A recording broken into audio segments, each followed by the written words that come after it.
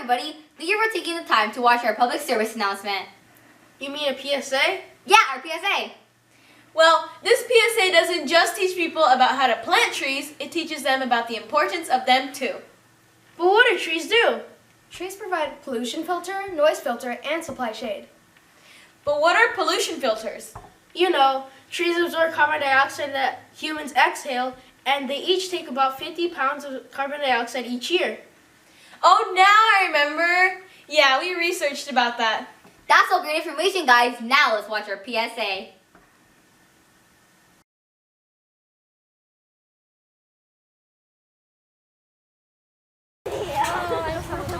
Here. I'm your mom today. Come on now. Thank you.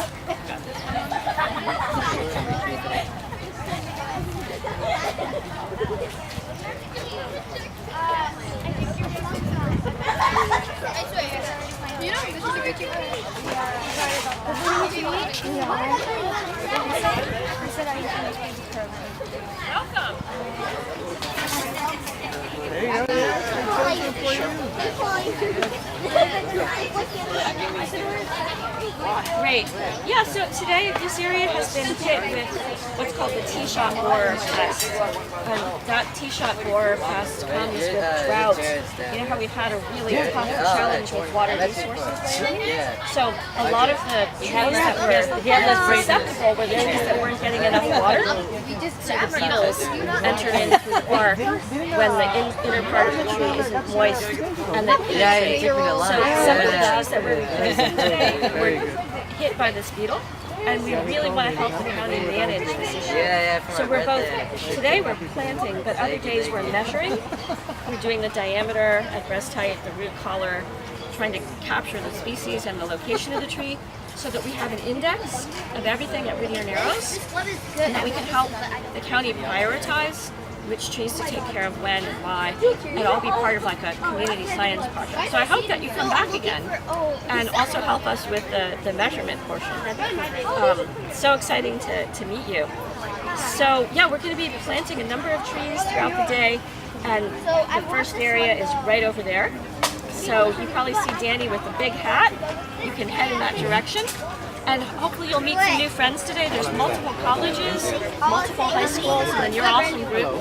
So make sure to reach out to someone if you haven't met before and find out where they're from so that you can meet with your friends.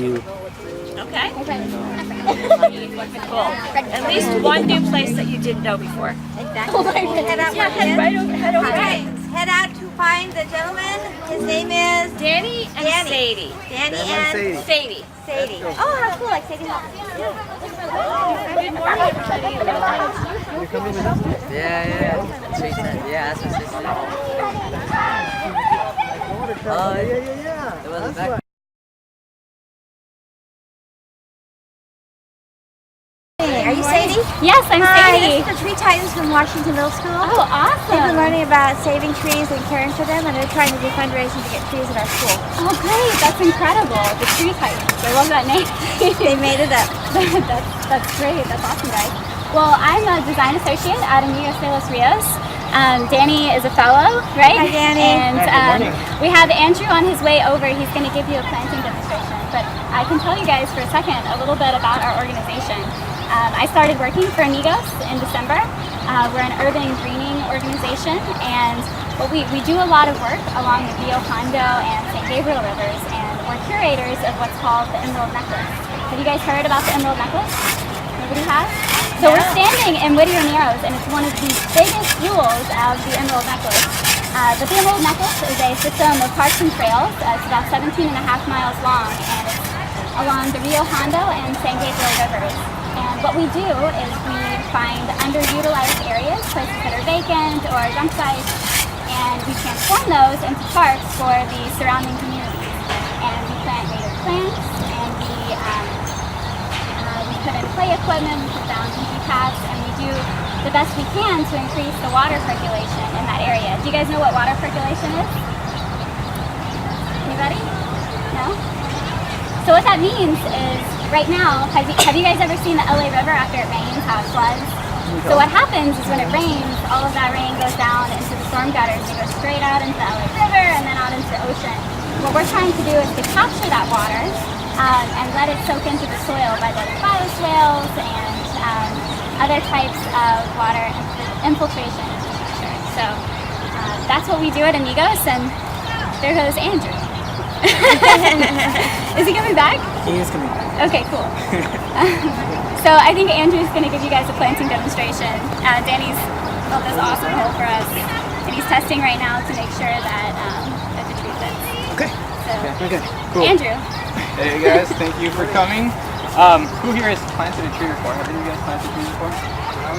When you were little? Alright, do you guys want to stand on this side? That way the sun's not hitting you guys in the eyes. That way you guys can see a little better. So I'm like cutting grass? Yeah. So, when we first approach a tree, the trees are already located kind of where we want them. So wherever you see the tree, that's where we want it to be planted. So like let's say we were starting at this tree. This is a walking demo, so we'll be going back and forth. So you guys want to come over here real quick?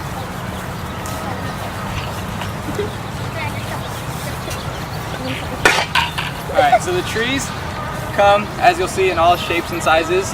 There's some really big ones, there's some like skinnier ones, there's some that look like Christmas trees, all shapes and sizes. So when we approach the tree, it's going to kind of be in the open grass area. So the first thing we're going to want to do is remove the grass. And we're going to want to remove just the top, maybe first 4 inches of grass. So it's kind of going to come out like a pie when we dig it out. So we're not digging down, we're kind of angling it and digging just the first 4 inches off the ground. So it's kind of going to go like this, and then you slide it in on the side, and then you pull up. So slide and pull up, and then you'll do that all around the tree. So that's step number 1. And then step number 2 is we're going to want to remove it. You kind of see how this came out nice and soft, kind of like a pizza. It's all not too deep, 4 inches, and it comes out like a huge circle. And then after that, we're going to start digging down. So that's when we dig all this out. So after we have the first slice of pizza off, we'll call that, we'll do step number 2, and that's digging down. So digging down is the easiest, the hardest part, depending on what kind of soil you have. Don't get discouraged if it's really hard. We'll come around and help. We have some picks, there's some methods of using water kind of to let it soak in and loosen up the soil. So we're going to dig down. And after we dig down, we're going to want to make sure it's deep enough for the tree to be, let's say, like an inch below its surrounding soil level. So there's one way you can check it. You can manually pick up the tree and put it in the hole. That's one way to check it. Or you can use your shovel as a measuring stick, turn your shovel upside down, kind of see where the soil level is, mark it with 2 fingers, and then there, place it in the hole. So if anything, you want your hole too deep instead of too high, because we don't want what we call volcanoes. Volcanoes are kind of when they're above the soil level. So, any questions so far? How did you choose the types of trees? That's a good question. That's a loaded question. So I'll kind of briefly mention it. So we're in Whittier Narrows Recreation Area. This is one of East LA County's biggest park. It's about 1,500 acres. And there's currently a little beetle, an invasive beetle that probably hitchhiked its way from China on a box pallet, a wooden box pallet, and is invading all these trees. So it's eating the bark, weakening it, and they're falling down. So, long story short, those are all the native trees that it's targeting. So we're trying to diversify our plant palette, diversify the types of trees we pick, and plant trees that we wouldn't normally plant here. So that way, the beetle doesn't target them, hopefully, but we still don't know. So if you want more information, we could talk about that later. But yeah, we're trying to save and plant the next generation of trees. That way, when you guys are 20, 30, 40, you can come back year after year and kind of see your tree grow. So that's the plan. And there's a lot of trees to plant. There's 100 trees to plant today. So there's no shortage of trees. But that doesn't mean rush.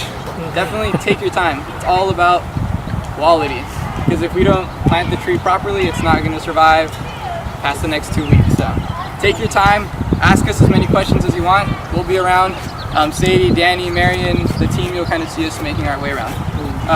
So yeah, good question. So the next thing we want to do is actually remove the tree from the bucket.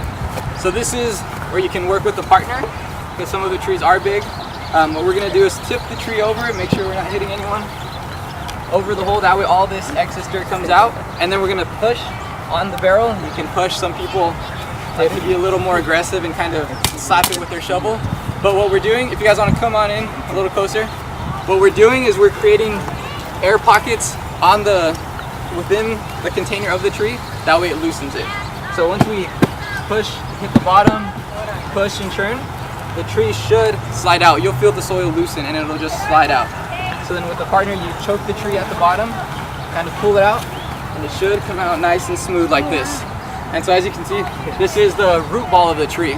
So this is the most valuable part of the tree, its life system. So for those of you guys that came a little late, we already measured to make sure it was too deep or deep enough. If anything, we want it a little too deep instead of too high. And so now when we place it in the hole, we can see, if you guys want to check around, it's a little deeper than the grass around it, and that's exactly at the level we want it. Does anyone know why we would want it that deep? For the water to go down to it? Yes. So the way the trees are watered here is through an overhead sprinkler system.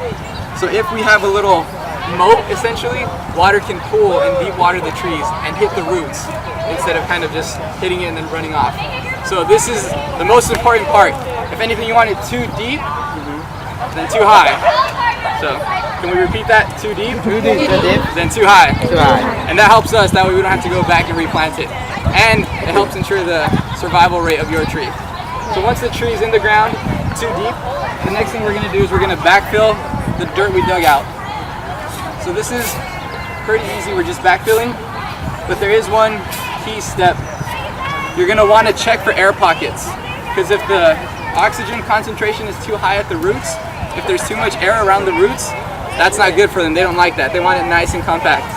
So the way we check for that is we use the back of our shovel as a little pick and we compact around the holes. And you can see sometimes it falls in and it goes deep, and that's what we want. We want to make sure it's all compact.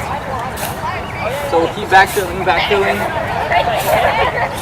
While we're backfilling, because you guys will be working in groups of 3 or 4, some people can take this excess grass and kind of put it in the buckets, because then we'll take it to the green waste afterwards. And then once it's all dug, once it's all on the ground, once it's all compact, we're going to want to build a little sand castle around, because this is also going to help capture that overhead water. So we're going to build it all around, use all the excess dirt. If we were to fast forward, we'd kind of have a little, again, like a little moat, a little sand castle around the tree. And then once that's all done, we're going to come back, refill your bucket, or help us find water for you guys, and then fill in the last thing of water. So does anyone have any questions? I know that was a lot. We'll be around to help you guys. If there's other dirt that we haven't put on, do we put it in the bucket or do we put it by the tree? You can just use it to build the wall. So Just go ahead and build the wall as high as possible. Yeah, build the wall as high as possible, yes. And then we will have rakes. We have big plastic rakes. So if you guys want, we can get you those. So we have rakes, picks, shovels, buckets, gloves. Everyone has gloves. And if you guys have questions, we have questions. So unless anyone has questions now, it's kind of like a scavenger hunt. We're working along this path today, not the one closest to us, the one further away from us, and we're planting all along it. So yeah, definitely feel free to explore all the trees. Thank you guys.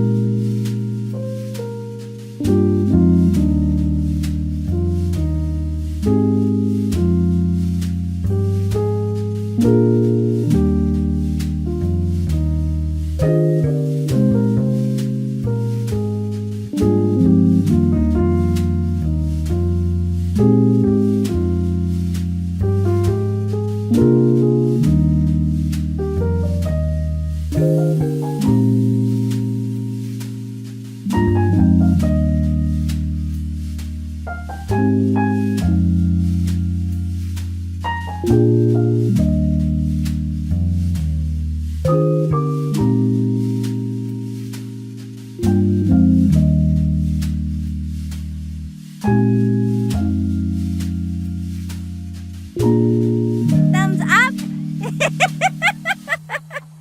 Nicely done. So tell me, what have you learned about trees so far today while we're taking a moment of break? It's hard, yeah, it's hard to plant. It's tough work, and some spots you might have to add some water to soften up the dirt. And what did you feel when you got your first tree planted? Good.